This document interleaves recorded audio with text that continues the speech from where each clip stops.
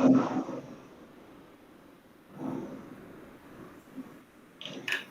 I start? So is the recording on?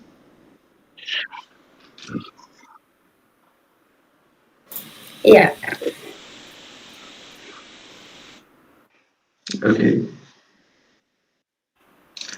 Hello and welcome to On Dare. I'm your host Ihtisam Fazal, and today we have a truly special episode lined up for you. We are diving into a fascinating discussion about the power of radio, its role and importance in today's fast-changing media landscape. Our guest today is a powerhouse in the Sri Lankan media industry, someone who has made a remarkable impact in both radio and television. She is a talented broadcaster at the Sri Lankan Broadcasting Corporation, a familiar face as a news anchor and television presenter at the Independent Television Network Limited, and a seasoned journalist with a knack for insightful storytelling. With her extensive experience, she has interviewed a wide range of influential personalities, bringing their stories to audiences in a meaningful way. Beyond journalism, she is also an accomplished event presenter and public speaker, captivating audiences with her charisma and professionalism. It is my absolute pleasure to welcome to the podcast the one and only Miss Mariella Vandort. Hi, thank you for having me. Mariel, it's such a pleasure to have you here. To start things off, let's talk about radio itself. Despite the explosion of digital media, radio still holds a special place in the media industry. So, what do you think makes radio so enduring and influential? Um, all right. First and foremost, radio started way back in time in the early 1900s. The radio first started as a medium, as a source of information during the World Wars, right? Thereafter, it has been evolving ever since. And why is the radio still in demand? For me, it's basically very accessible, right? The Sri Lankan man, all of us, also as a source of information as well. Now, when it comes to radio, we do not need internet access. You can even simply log in through you can simply have a simple radio, at your house. You don't need any internet connectivity to listen to some music. Right. So for me, the first point why radio still is in demand is its accessibility. And also, this can connect people across various demographics as well, right? And I would ask you, do you listen to the radio? Well, talking honestly, it's kind of, I don't listen to radio actually. Okay, but going, okay, if you are traveling on your way to school, or sorry, lectures rather, you would listen to some sort of, you wouldn't say that you wouldn't listen to the radio at all, right? At some point of your life, form of, transport. Even the picnic cab that you go in will probably be having the radio on, right? At some point of our lives, the radio is always there. Yes, there will be times where you will be listening to a podcast on your way or things like that. But there are many people who sometimes tune in to the radio to listen to their favorite presenter. Sometimes it's not just for the music, sometimes it's just to listen to the voice of this presenter. Sometimes the presenter might not be the best looking person, but the voice is what captivates many listeners. Right? So it's a personal connection that we have with the radio. So especially on World Radio Day, what we're trying to establish is the radio is a dying medium, right? But it is still in demand. Why? Because it is accessible. Wherever you are, whichever part of the world you are in, you can still log in and listen. Whether it's through a transistor or whether it is now it's of course digitalized, you can log in through a mobile phone as well. Way back before we were born, right? Talking many moons ago, the radio was the source of education for many people, especially for the children of Sri Lanka. Not just in Sri Lanka, but around the world. People used to listen to the radio, still listen. I know people, children who still listen to the radio to figure how you pronounce your words, right? So there's a lot of underlying reasons that are there. But first and foremost, accessibility, and it forms a personal connection.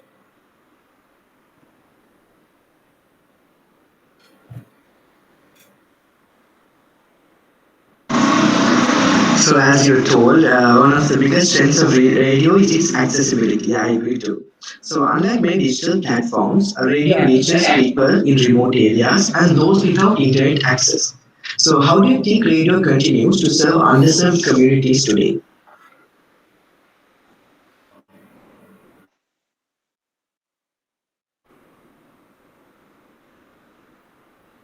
How do you think radio serves underserved communities? Okay, where do you live? So, I live in Candy. Alright. From your knowledge, Sri Lanka, what is our economy? Majority of our economy is driven by what? Like, can you be more specific?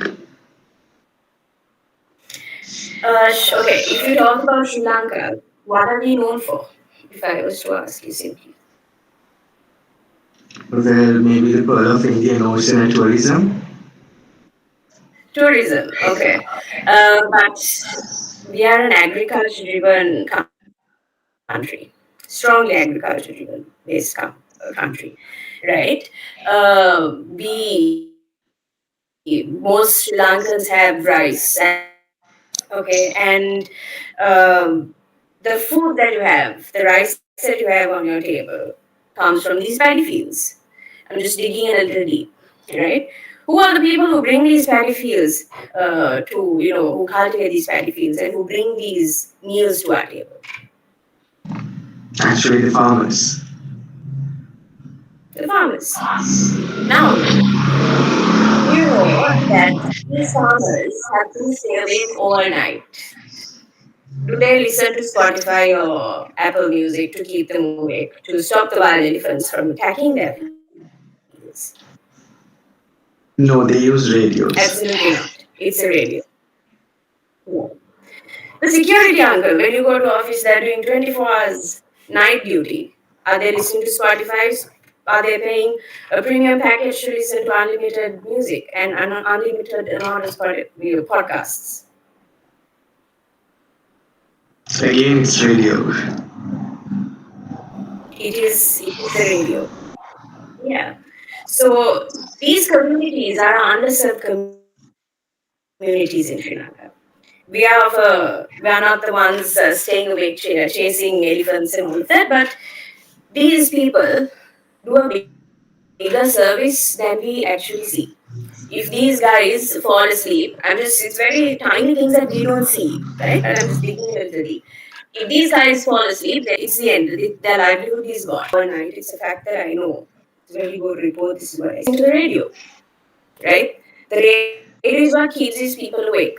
Another thing, Sri Lanka faced a 30-year civil war. Many people lost their lives, right? Both sides. Soldiers vowed, dams were under attack, right? How did they stay awake to protect that? Did they have data packages to keep it going? No.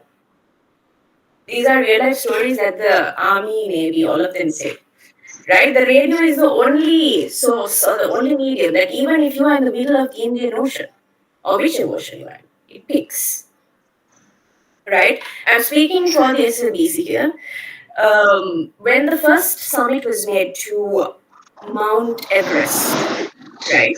I'm not going to tell you the name of the person because I don't remember the name of the person who completed the summit. The person climbed Mount Everest, blah blah blah, placed the flag and all of that. The first thing they did was, what did they catch the signal? The first signal they caught were the frequencies of the Sri Lanka Broadcasting Corporation from Mount Everest, the radio frequency, right? So I'm doing a little PR here, but SLB is still the second in the world. These people didn't have access to televisions, right? So I'm just giving you an example how we serve our communities, keeping our farmers, our patriarchs. The farmer is essential, right? These guys were in service for all of us, right? In addition to that, um, there was a time not that there was a time, there are continuous amounts of periods of time where Sri Lanka faces floods, monsoons, all of that coming. Children are unable to go to school. COVID happened, right? Many people in the rural areas of Sri Lanka do not have access to televisions, right? How did they catch their syllabuses? How did they do the education? It was through the radio. I know for a fact that we had to work because we had to teach the syllabuses through radio to these children. We were not catering to the Kalama folks, it was the outreach. So that is the power of radio, information, emergencies, right? So yeah, that is how we serve our under communities in Sri Lanka. So radio continues to serve as it is a crucial part of serving the underserved communities today too. So we often hear about the credibility of radio journalism, especially in an era of misinformation. So what role do you think radio plays in delivering trustworthy news and information? Okay. Do you live with your grandparents? I'm asking you a bunch of questions, So but yes, I live with you my have common grandparents. conversations, right? So you have common conversations with your grandparents, right? Yeah, we do. During a lot of controversies that take place within the country, your parents or your grandparents will first say, "My good accurate," right? So like that. I mean, my parents do the same. They would leave a WhatsApp text over me sometimes, right? That is how the old generation, that's how they're driven. Okay? But at the end of the day, keeping all of that aside, your parents, your grandparents will say, right, let's watch the news or let's listen to the radio, right? To verify. Yes, by that time I forwarded about the message to about 100 different people. But keeping all of that aside, at the end of the day, they will sit at 9 p.m. on their beds and watch the news or listen to the news. Right? Many newsrooms, we have this system. It's called, this is what we use, right? Check, double check, drop. So, if we have a news story that we have to release, the newsroom, especially, I'm speaking once again for ITN,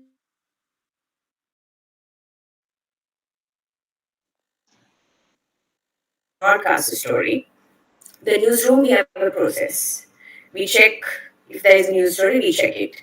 We double check it with if it's a health concern, we check it with the ministry. If the ministry official is not sure, we get in touch with the health secretary. If the health secretary is also not sure, an example, we drop the story. We do not broadcast it.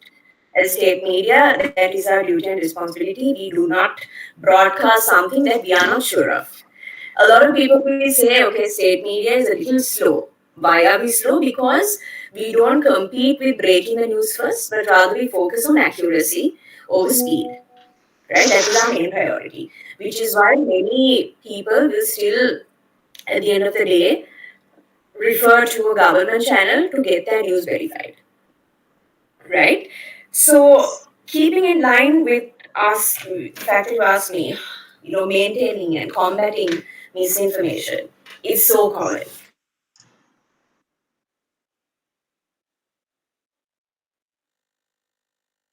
We keep integrity at, we give integrity a priority, right? So, one of, as I mentioned, check, double check, drop. That is our goal when it comes to releasing news, right? right? That is how we ensure as a station that the news that we release is verified. Because once you release a news bulletin or once you release a news broadcast, it's too late, right? It's out there.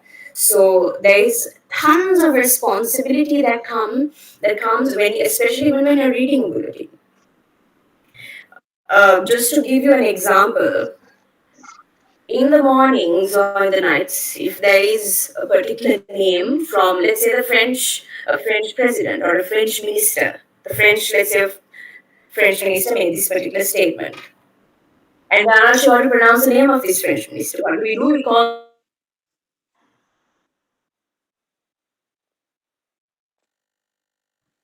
So that is the effort that we make to ensure a level of integrity so that people don't doubt whatever we release to the public.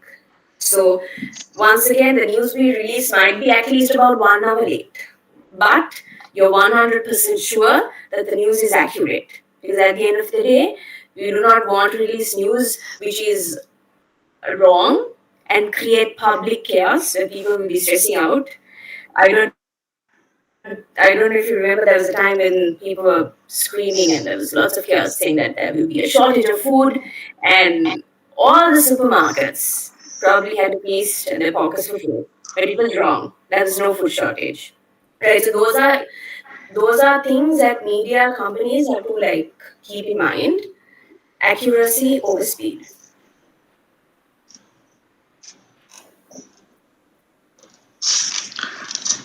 So great to know about the way you all do check, double check, and drop, and where you all prioritize accuracy over speed. Moving on, let's now talk about crisis communication. We've seen how radio has been a lifeline during emergencies as well as disasters. So, can you share any examples how radio has played a crucial role in such type of a crisis situation? I thought you don't listen to the radio.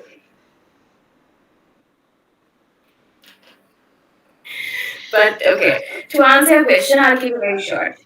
Okay, during the 2004 tsunami,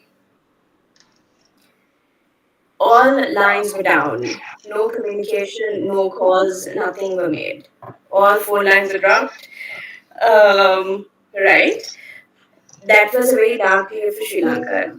At that time, people did not even know the meaning of the word tsunami. Right? So it was a very new experience for everyone back in those days. So radio.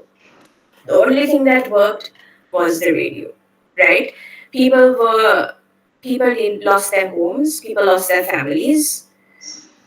It was completely destroyed, right? And how did the government get information to the public? It was through the radio, right? Because I know we did that as a service. I was not there. I was younger, right?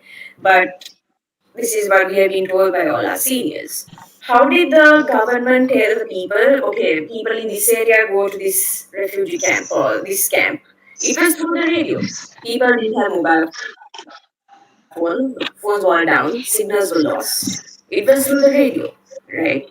So sometimes people don't really understand the value of this little transistor that we have. But the radio signals pick, right? Many places, like many radio stations around the world, when there is a coup, right? First and foremost, people provide security for a radio station and media stations, radio and TV. Why? Because you have one mic in that studio to address an entire country, right? So if this mic goes into the wrong hands, right, it's a disaster. One mic to address the entire nation. That is why, I mean, if you have studied about different coups around the world, firstly, the government or people in power will protect the presenters and the equipment, the studios, and provide full protection for radio stations because it's very powerful, especially during a coup or during uncertainty, right? So crisis management, that is the best example that I can give.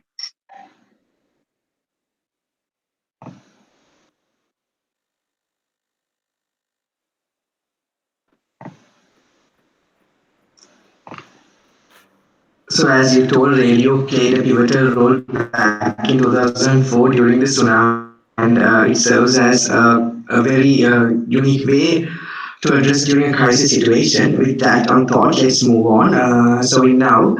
In today's world, there are so many entertainment platforms like streaming services, social media. So, what do you think makes radio unique in terms of entertainment and audience engagement? I think I'll be repeating what I said. Once again, it would be accessibility, right? There are shows, I mean, if you pre-record a podcast via a streaming platform, you can send in your questions beforehand. But let's say you have a question on the go while you're listening to this podcast. Can you ask this question immediately? Is the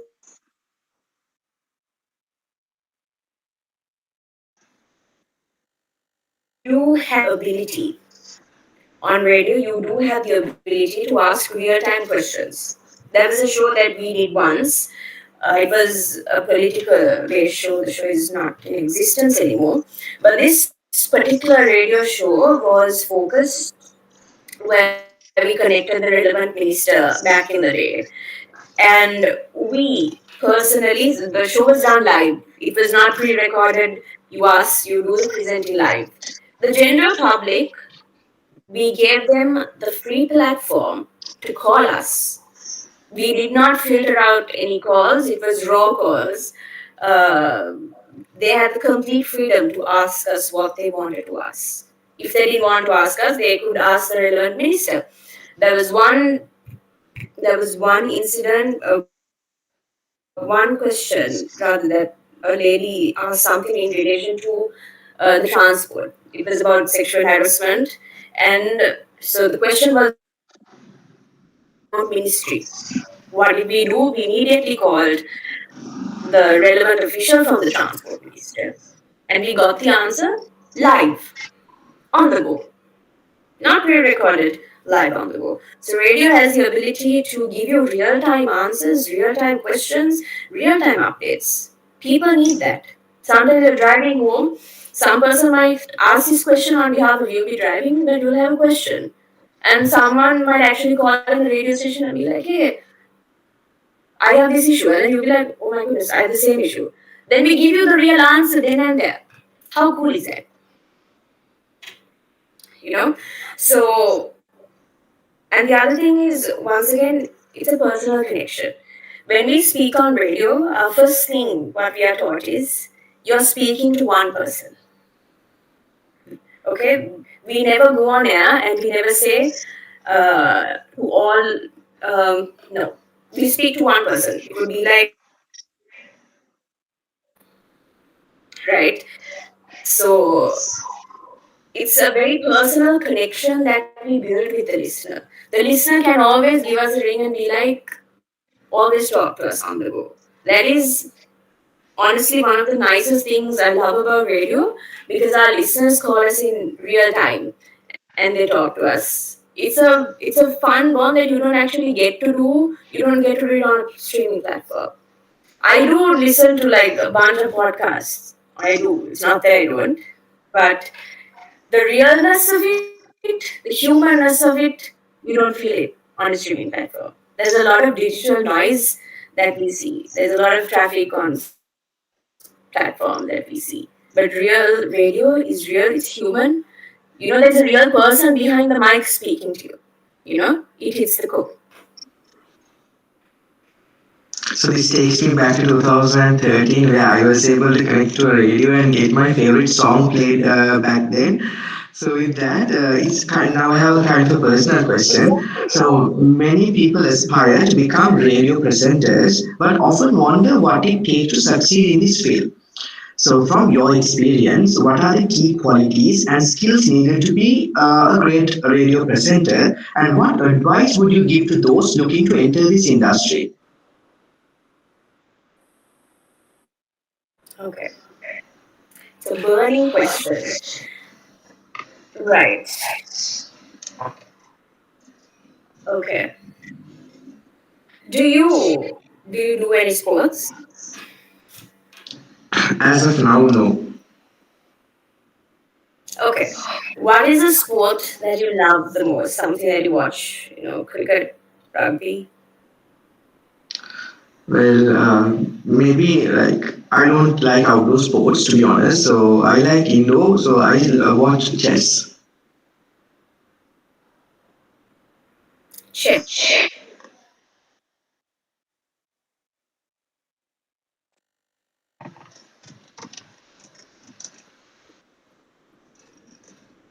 Are you good at chess?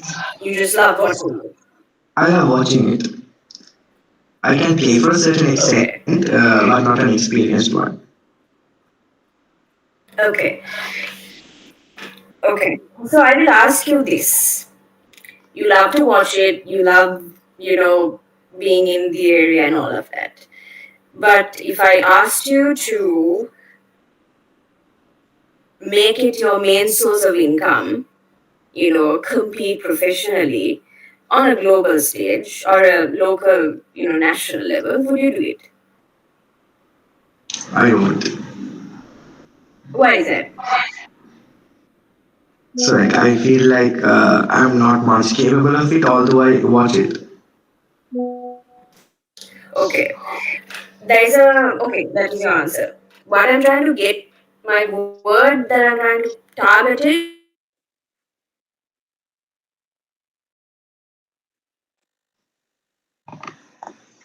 for me, I love to watch as a Sri Lankan. A dance that I really love to watch is the Rotaract dance, right? As a Sri Lankan, it's beautiful, right? I would love to sit and watch it, all of that. But if you tell me, Myla, can you go up and perform that for me? I will never in a million years do that. Why? Because I know my capabilities and I know what I'm good at. I know what I'm not good at. I'm not saying that you can't do something that I'm not saying this, right? But I'm talking about this.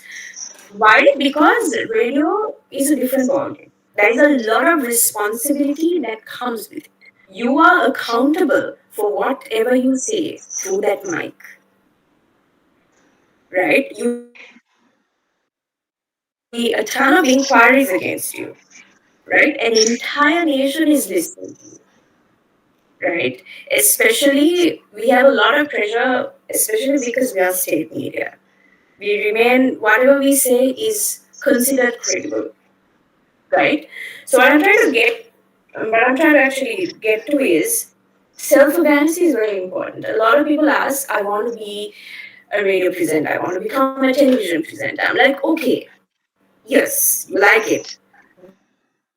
But do you think you are cut for the job? It's all fun being in front of the camera, it's all fun being in front of the mic, all of that. But are you able to handle the pressure of it?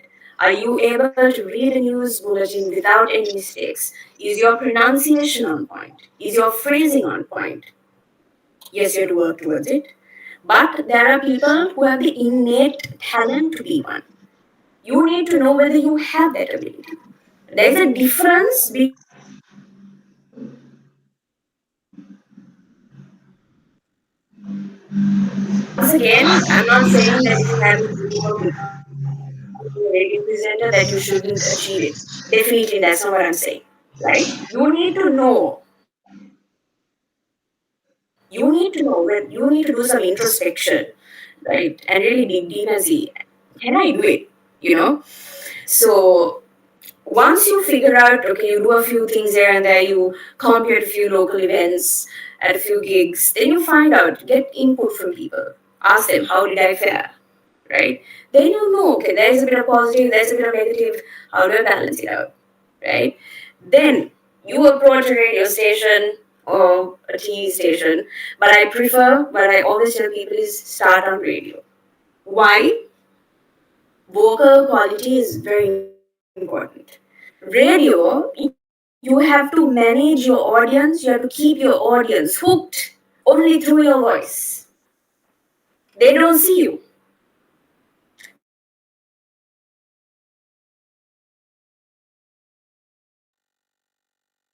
Flexibility is important, right?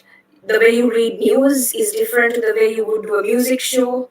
That contrast, your vocal flexibility, all of that plays a huge, a big part in all of this. Right? So it's not people think, oh my goodness, you work in radio, just go and read in front of the mic. Most stations, yes. But at the place I work, that comes a lot of responsibility. Okay? So if you want to become a presenter, what I do suggest is do a few gigs here and there. Start somewhere small. Get input from people. Get feedback. Sometimes you might people say you are not that great, but then you work on it. Right? There's never something that you can't do either. If you really want to, you can get there. But self-awareness is key. Right? If you tell me to get up on stage and do a dance item, never. Because I know that I'm not cut for the job. Right? That's a different story. Doing something because you just want to do it for the sake of the trend, and doing something because it's with responsibility and passion is completely different. Right? So a lot of people lack self-awareness these days. Most people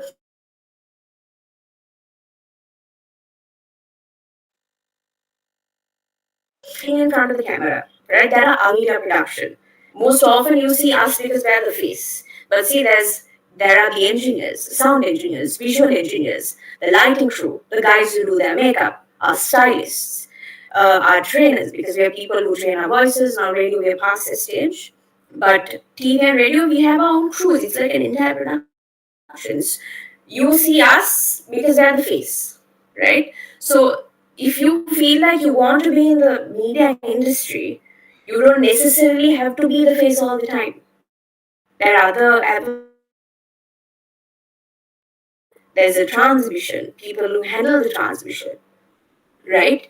So media is not just limited to being in front of the camera or in front of the mic. Okay? So, adding to the previous question, is there any steps or procedures that you all follow for recruitments? I can't speak on recruitment because I do not have any permission to do so. But what you can do is, head over to different stations. Like, for example, there are stations that cater to your vibe, right? Now, there are stations which are focused for the youth. So if you feel like, okay, I like sort of avenue you want to work for, right? If it's more of if you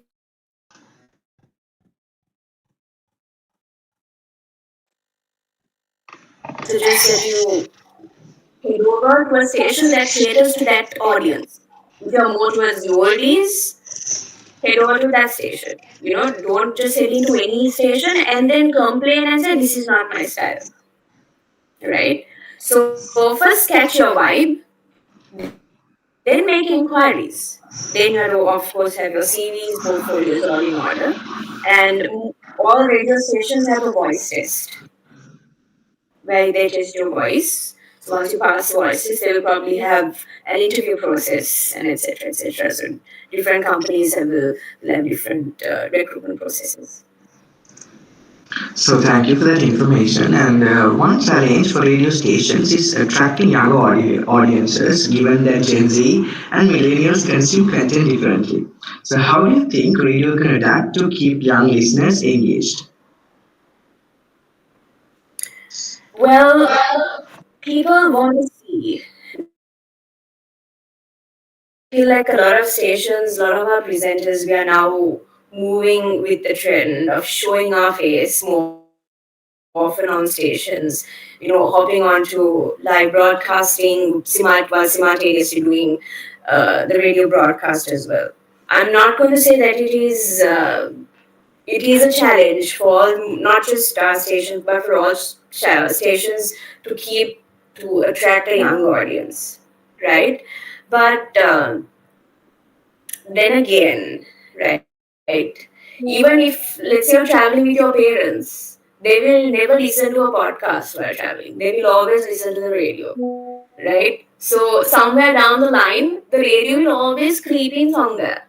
That is also there, right? So the radio will never die down either, but it will lose a bit of popularity among the Gen Zs, right?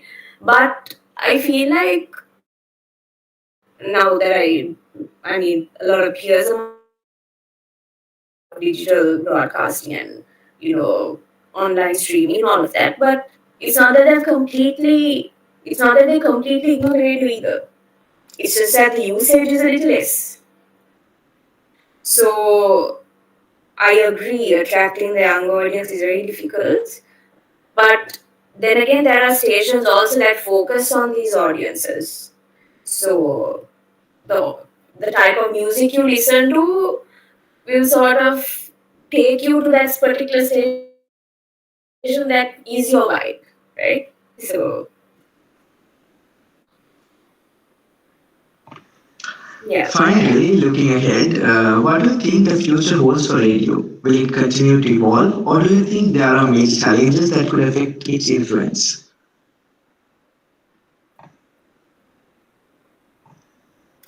Um, in terms of evolving, the radio will continue to evolve. Like I mentioned, simultaneously, having our face shown, like, on live videos and like things like that. But once again, what I personally feel is the radio won't die.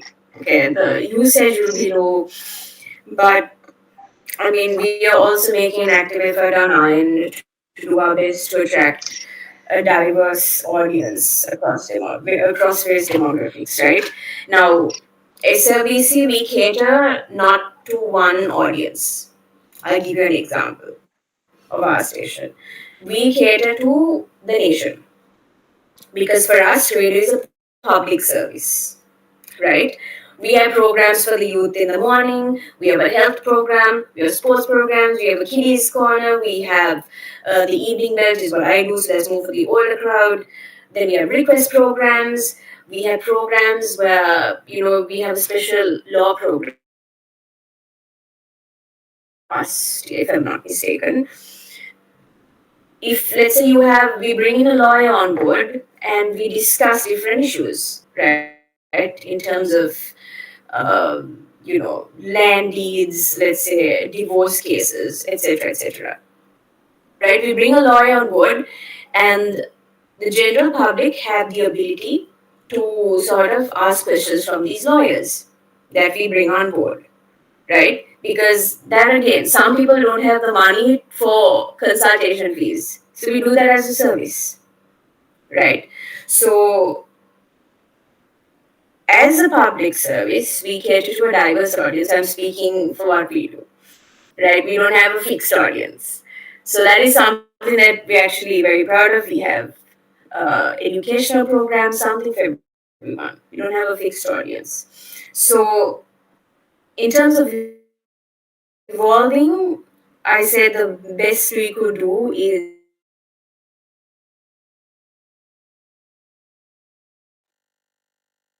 attract a diverse audience. But it's a very human aspect of human life that has been in existence for a long period of time, right? So I don't think we will ever lose that. Usage might be a little low, comparatively low, but I mean, I don't know what the future holds for radio, but that's what I feel. Mariel, this has been such a great, insightful conversation. It's clear that radio remains a powerful medium, one that continues to inform, entertain, and connect people in ways that few other platforms Your expertise and passion for storytelling are truly inspiring. So before we wrap up, is there any final message you'd like to share with our listeners about the importance of radio today? I feel like even what you guys are doing is a public service. See, you said that you don't listen to radio, but the fact that you are campaigning about World Radio Day says something. Whatever you guys are doing, honestly, hats off. Because even we being in radio, it's nice to know that people, the younger crowd, are, even though they say that they don't, but they're doing their part in creating awareness about World Radio Day. So, as I believed, radio is a companion. Radio is a friend. And for me, it's something very close to my heart because it's something that I enjoy doing. And I believe that if you don't listen to the radio, you actually should because it's a side to it. Like you actually hear someone speaking and you feel like that person is speaking to you. So those are things that you won't find on a streaming platform, on a podcast, because this is real time. You get news real time. You know, someone is actually delivering an emergency breaking news item just for you at that very instant. While you are driving around, we are working 24 hours a day to ensure that you get the right news and accurate news while also promoting entertainment. So it's a huge service that we do. Many people don't really see the work that goes on behind the station. But the fact that you guys are creating awareness about World Radio Day is brilliant. So hats off.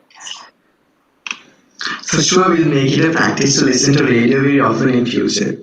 Thank you so much, Mariel, for joining us today and sharing your experiences and perspectives.